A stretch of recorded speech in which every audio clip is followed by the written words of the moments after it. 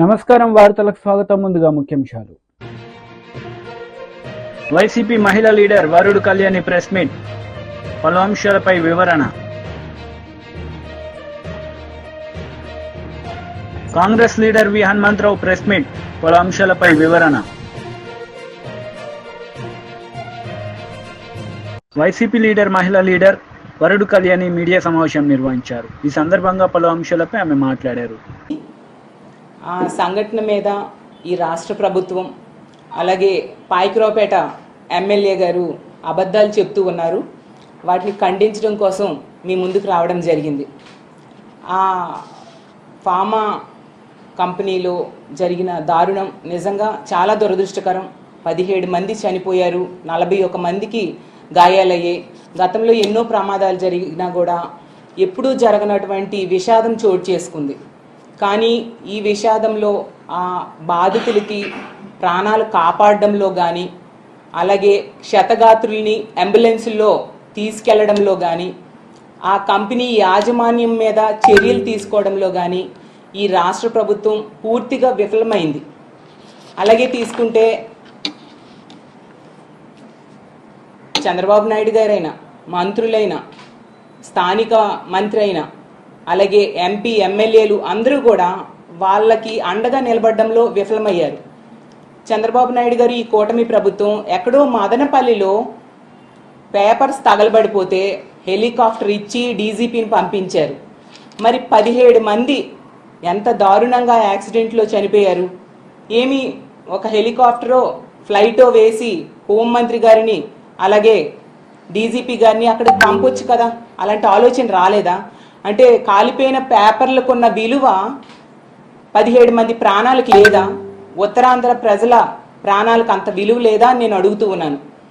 అలాగే తీసుకుంటే పాయకరావుపేట ఎమ్మెల్యే గారు, ఆవిడ ఎంతసేపు కూడా జగనన్నని తిట్టడం కోసమే ఆవిడ టైం వెచ్చిస్తారు తప్ప ఎక్కడా బాధ్యతగా తనకిచ్చిన బాధ్యతని నెరవేర్చడం మనం చూడలేదు. ఎంతమంది చనిపోయినా కూడా చంద్రబాబు నాయుడు గారు పరామర్శకు వెళ్ళాక ఒక ఉన్నత స్థాయిలో సమీక్ష చేయాల్సిన అవసరం లేదా? రాష్ట్ర స్థాయిలో సమీక్ష చేశారా? ఒక industries department, factories department, pollution department, కార్మిక శాఖ, వీళ్ళందరితోని ఒక ఫైర్ డిపార్ట్మెంటు, ఎలక్ట్రికల్ డిపార్ట్మెంటు రాష్ట్ర స్థాయిలో ఉంటాయి కదా, వీళ్ళందరితో కలిపి ఒక సమీక్ష చేశారా? ఇదేమీ చేయకుండా వీకెండ్కేమో స్పెషల్ ఫ్లైట్లో హైదరాబాద్ వెళ్ళిపోయారు. సరే, మంచిదే, కానీ ఇవి చేసి వెళ్ళొచ్చు కదా. అంటే లెక్కలేనితనం, నెగ్లిజెన్సీ, ప్రజల ప్రాణాల మీద వాళ్ళకున్న నెగ్లిజెన్సీని తెలియజేస్తూ ఉంది. అలాగే తీసుకుంటే వీళ్ళేమో వాళ్ళు బాధ్యత నెరవేర్చడంలో ఘోరంగా విఫలమయ్యి మళ్ళీ తిరిగి గత ప్రభుత్వం మీద, మా జగనన్న మీద బురద జల్లడానికి ప్రయత్నిస్తూ ఉన్నారు. దాన్ని చూసి ప్రజలు అసహించుకుంటూ ఉన్నారు. పాయకరావుపేట ఎమ్మెల్యే గారు అయితే మరీ దారుణంగా మాజీ ముఖ్యమంత్రి గారిని పట్టుకొని చాలా చులకనగా మాట్లాడుతూ ఉన్నారు. అసలు ఆవిడ అలా తిట్టినంత మాత్రాన జగన్ గారికి ఉన్న విలువ ఏమాత్రం తగ్గదు. ఆకాశం మీద ఉమ్మేస్తే మన మీదే పడుతుంది. అసలు అనిత గారికి నేను ఒకటే అడుగుతూ ఉన్నాను, అమ్మ, మీరు వాడుతున్న భాష, మీరు మాట్లాడుతున్న మాటలు ఈ సభ్య సమాజం వింటే ఏమనుకుంటుంది? రాష్ట్రంలో ఉన్న తల్లిదండ్రులు ఏంటి ఈవిడ ఎలాంటి భాష మాట్లాడుతున్నారు, మా పిల్లలు ఇది నేర్చుకుంటారేమో అని భయపడుతూ ఉన్నారు మీ భాష చూసి. అందరి వరకు ఎందుకు మీ పిల్లలు అడగరా, అమ్మ ఏంటి ఎలాంటి భాష మాట్లాడుతున్నావు అనేసి? రేపొద్దున పిల్లలు అదే భాష మాట్లాడితే తప్పు అని మీరు చెప్పగలరా? చెప్తే అమ్మ నువ్వు మాట్లాడిన మాటలే కదా మేము మాట్లాడుతున్నామని అనరా? ఇదేనా మీరు ఫ్యూచర్ జనరేషన్స్కి ఇస్తున్న సందేశం అని నేను అడుగుతూ ఉన్నాను. అలాగే తీసుకుంటే సీఎం గారిని పట్టుకొని, అరే నువ్వు సీఎం ఏంటి, సీఎంనే కదా మనోడు ఏంటది? అసలు ఆ సంబోధన ఏంటి, ఆ సంస్కారమా ఏంటి? ఇంత సంస్కారహీనంగా మీరు బిహేవ్ చేస్తున్నారు. ఇది నిజంగా చాలా దురదృష్టకరం. ఒక మహిళ అయ్యుండి ఇలాంటి మాటలు మాట్లాడడం మహిళా లోకానికే సిగ్గు చేయటం. మీ ముందు హోమ్ మినిస్టర్గా ఎంతోమంది చేశారు, అలాగే రకరకాల మంత్రి పదవులు చాలామంది చేశారు, చీఫ్ మినిస్టర్స్ చేశారు, అలాగే ఎమ్మెల్యేలుగా, ఎంపీలుగా చాలామంది ప్రజాప్రతినిధులుగా ఉన్నారు. కానీ ఎవ్వరు కూడా ఎంత దారుణమైన భాష, ఎంత సంస్కారహీనంగా మాట్లాడిన సంఘటనలు మనం చూడలేదు. ఏదో ఇలాంటి మాట్లాడితే గొప్ప వస్తుంది అనుకుంటున్నారేమో కానీ మీ హోందాతనం మీరు కోల్పోతారు, ప్రజల దగ్గర మీరు చులకనైపోతారు అనే విషయం మీరు గుర్తించాల్సిందిగా తెలియజేస్తూ ఉన్నాను. అలాగే మీ అందరికి ఒక అనుమానం రావచ్చు, ఏంటి అనిత గారిని పాయకరావుపేట ఎమ్మెల్యే అంటూ ఉన్నారు అనేసి. ఎందుకు అంటూ ఉన్నానంటే ఆవిడ బీజేపీ లీడర్ మీడియా సమావేశం నిర్వహించారు. ఈ సందర్భంగా పలు అంశాలపై ఆయన మాట్లాడారు. पेंशन का मतलब क्या हुआ? आपके रिटायरमेंट के साल के 12 महीने का जो एवरेज होगा उसका 50% मिलेगा आपको।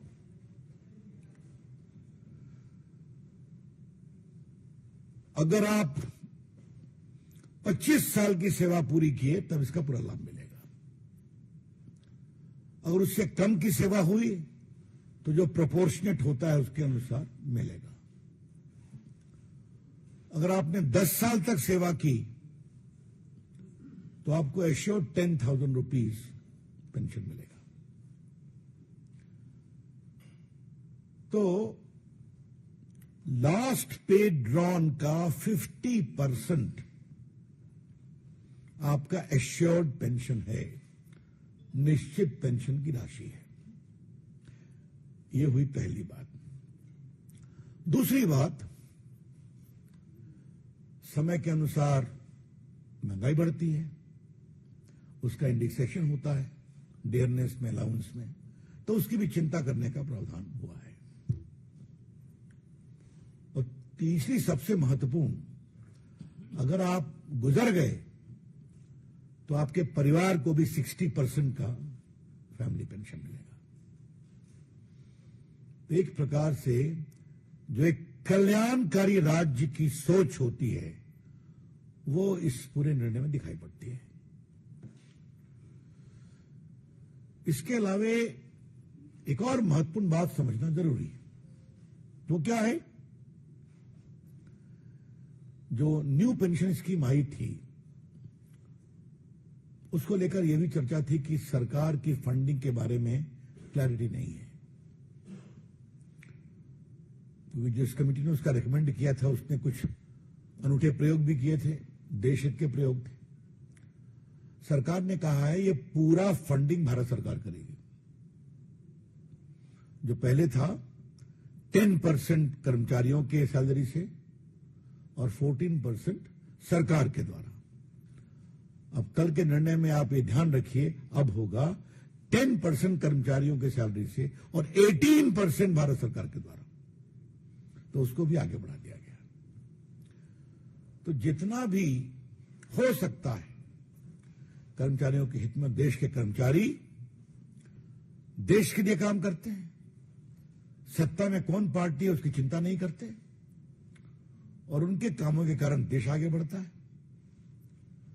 यही माननीय प्रधानमंत्री जी ने अपने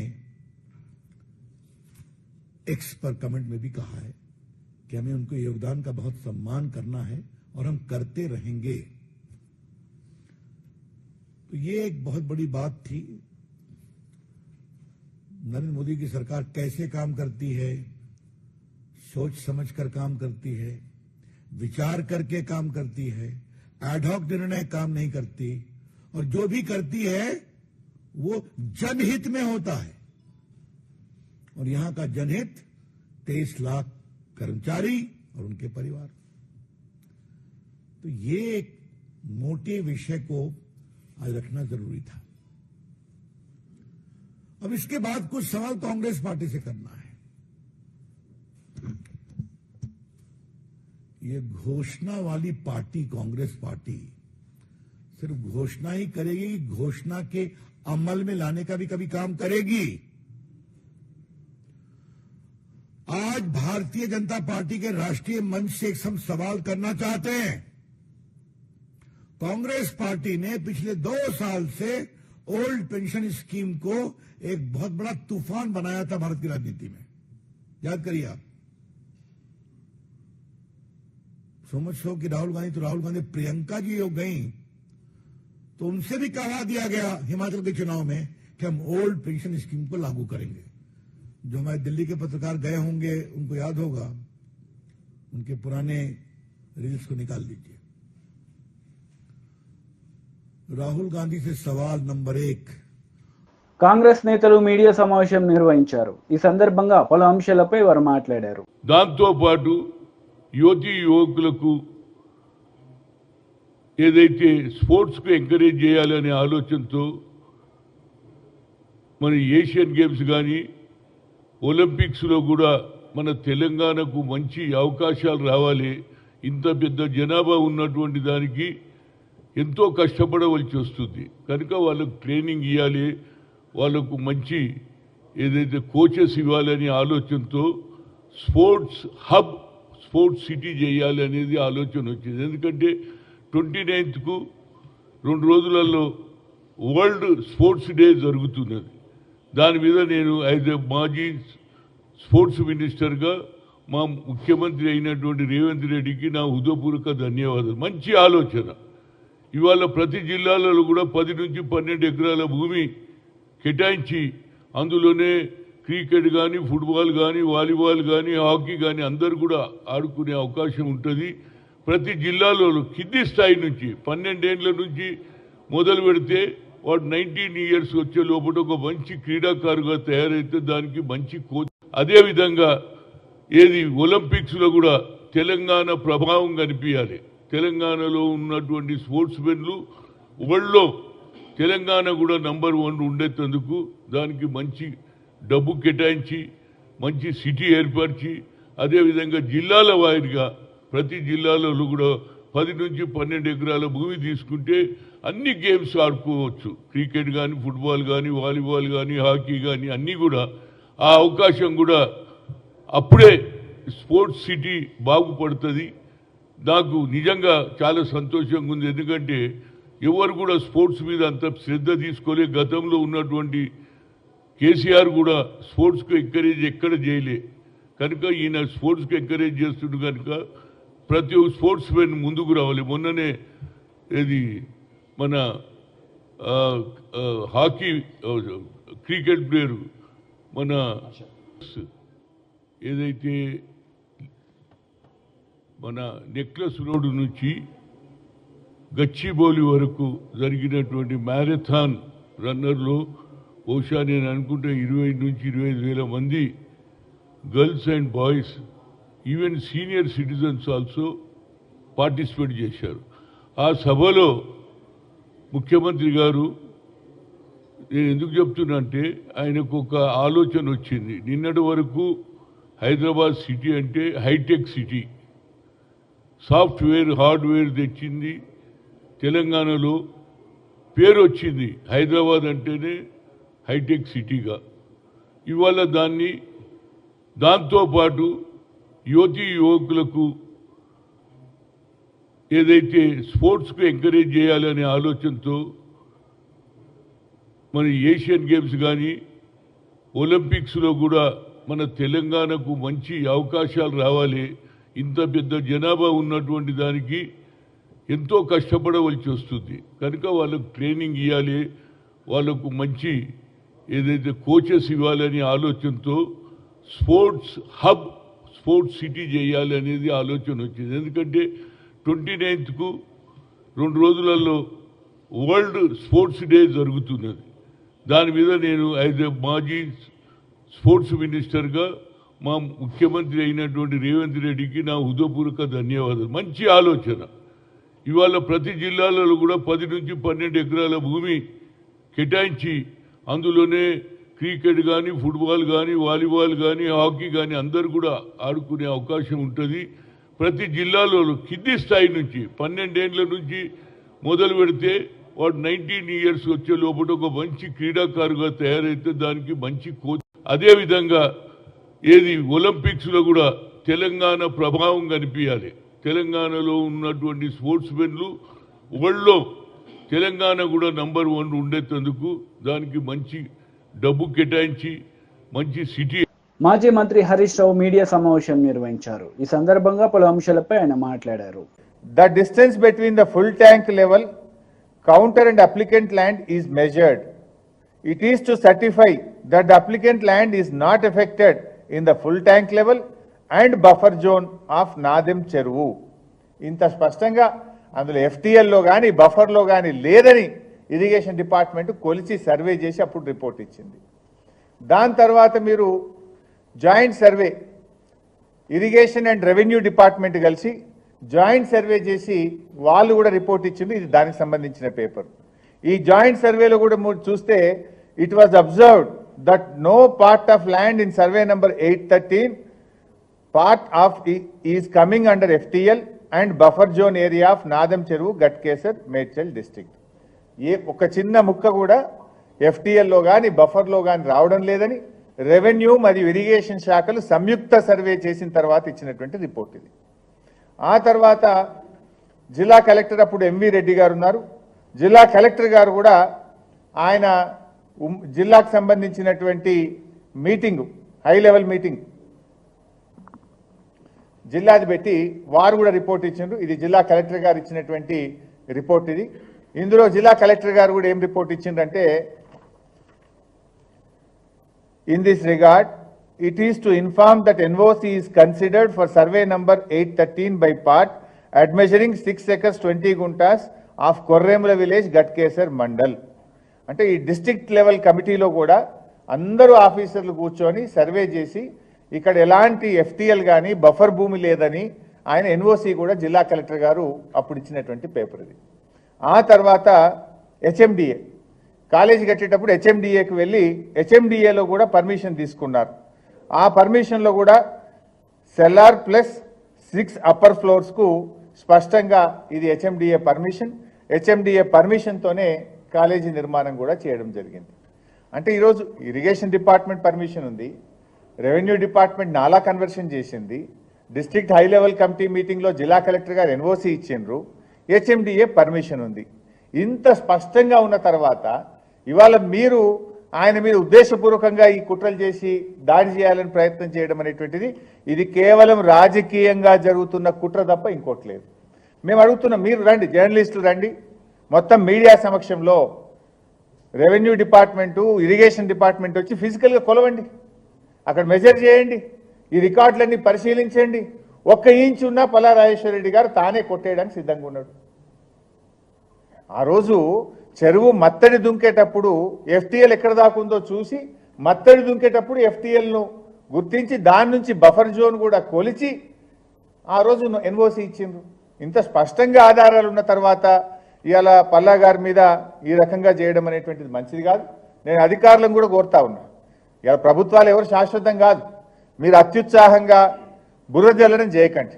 నిజంగా ఉంటే చేయండి, మేమేమి హైడ్రాకు వ్యతిరేకం కాదు, అక్రమ కట్టడాలను ఖచ్చితంగా కొట్టాల్సిందే, దాన్ని మేమేం సమర్థించం, ఎక్కడ కూడా ఈ అక్రమాలను మేము సమర్థించం. కానీ టార్గెటెడ్గా పొలిటికల్గా రాజకీయ ప్రేరితమైనటువంటి దాంట్లో అధికారులు అత్యుత్సాహాన్ని ప్రదర్శించొద్దు. దయచేసి డాక్యుమెంట్స్ అన్ని పరిశీలించండి, న్యాయాన్ని గుర్తించండి, అన్నీ చేసిన తర్వాత నోటీస్ ఇచ్చి పద్ధతిలో చేయండి ఏదైనా చేస్తే. కానీ అధికారం ఉంది కదా అని, వాళ్ళు చెప్పింది కదా అని రాత్రికి రాత్రి చేసి బుల్డోజింగ్ పద్ధతిని చేయకూడదని చెప్పి మేము అధికారులకు కూడా ఈ సందర్భంగా చెప్తా ఉన్నాం. ఎందుకంటే రాజకీయంగా అంటే పల్లా రాజేశ్వరరెడ్డి గారు కొట్లాడతాం, బీఆర్ఎస్ పార్టీ మేము అందరం కొట్లాడతాం. కానీ రాజకీయంగా ఉన్నటువంటి కక్షను అటు విద్యా సంస్థల మీదనో ఆసుపత్రుల మీదనో మనం చేయడం సరియైంది కాదు. రాజకీయ కక్షలకు ఆసుపత్రులు విద్యా సంస్థలు కేంద్రం కాకూడదు అని చెప్పి నేను ఈ సందర్భంగా ప్రభుత్వానికి తెలియజేస్తా ఉన్నా. కాంగ్రెస్ నేతలు మీడియా సమావేశం నిర్వహించారు. ఈ సందర్భంగా పలు అంశాలపై వారు మాట్లాడారు. बलात्कारी और हत्यारा कहा जाएगा तो आक्रोश होगा। और एक बात यह भी सच है कि किसान चाहे पंजाब का हो, चाहे हरियाणा का हो, चाहे उत्तर प्रदेश का हो, चाहे कर्नाटका का हो, यह असम्मान तो कोई नहीं सहेगा। तो आक्रोश बहुत हुआ और सवाल हुआ बीजेपी से कि क्या ये आपकी सांसद कह रही हैं या ये आपका आधिकारिक स्टैंड है? क्या आप भी आंदोलन करने वाले किसानों को, हक के लिए लड़ने वाले किसानों को हत्यारा और बलात्कारी बताते हैं? क्या ये आपकी सरकार का मत है? क्या ये आपका मत है? अपना स्टैंड क्लियर कीजिए। तो आज एक रेयर मूव में, क्योंकि हरियाणा का चुनाव भी पास में है और आगामी हार तो ऐसी है कि चुनाव टालने की मांग हो रही है, पता है कि 240 पर लाकर देश के मजदूर और किसानों ने सबक सिखाया है, अभी हरियाणा बिस्तर बोरिया बंधवाने वाला है। तो एक स्टेटमेंट आया भारतीय जनता पार्टी की ओर से जिसमें कहा गया कि किसान आंदोलन के परिप्रेक्ष्य में दिया गया बयान पार्टी का मत नहीं है, उनसे गहरी असहमति है इस बयान से और नीतिगत विषयों पर बोलने के लिए ना वो अधिकृत है ना उनको अनुमति है और उनको निर्देशित किया गया है कि वो इस प्रकार के बयान भविष्य में ना दें। तो हमारे इस मंच से कुछ सवाल हैं। आपकी चुनी हुई सांसद है, चहेती सांसद है, बड़ी लोकप्रिय है आप लोगों के पार्टी में। अगर ये उनका मत नहीं है, अगर आपकी पार्टी का ये मत नहीं है तो निकाल बाहर करिए ऐसे सांसद को। ये मैं हृदय से माफ करने वाली राजनीति अब नहीं चलेगी 2024 में। प्रज्ञा ठाकुर गोडसे की पुजारी को हृदय से माफ नहीं कर पा रहे थे, अब ये हमारा मत कह के पलड़ा झाड़ने हम नहीं देंगे। अगर ये आपका मत नहीं है तो इस देश के किसानों के खिलाफ जिसने इस तरह की बात की है उसको किसी कीमत पर संसद में बैठने का हक नहीं है। निकाल बाहर कीजिए अपनी पार्टी से, हाथ जोड़ के माफी मंगवाइए किसानों से, और अगर ये सब कुछ नहीं कर सकते तो आप खुद माफी मांगिए इस देश के किसानों से। ये तो बात किसानों के बारे में हो गई। उन्होंने एक अत्यंत विचलित करने वाली बात आगे भी कही थी जिसका मैंने उल्लेख किया है। उन्होंने कहा यहां पर बांग्लादेश जैसी स्थिति बना। వార్తలు ముగించే ముందు ముఖ్యాంశాలు మరోసారి. వైసీపీ మహిళా లీడర్ వరుడు కళ్యాణి ప్రెస్ మీట్, పలు అంశాలపై వివరణ. కాంగ్రెస్ లీడర్ వి హనుమంతరావు ప్రెస్ మీట్, పలు అంశాలపై వివరణ. ఈ వార్తలు ఇంతటితో సమాప్తం. తిరిగి ప్రసారమయ్యే వార్తల్లో మళ్ళీ కలుద్దాం. అంతవరకు సెలవు. నమస్తే.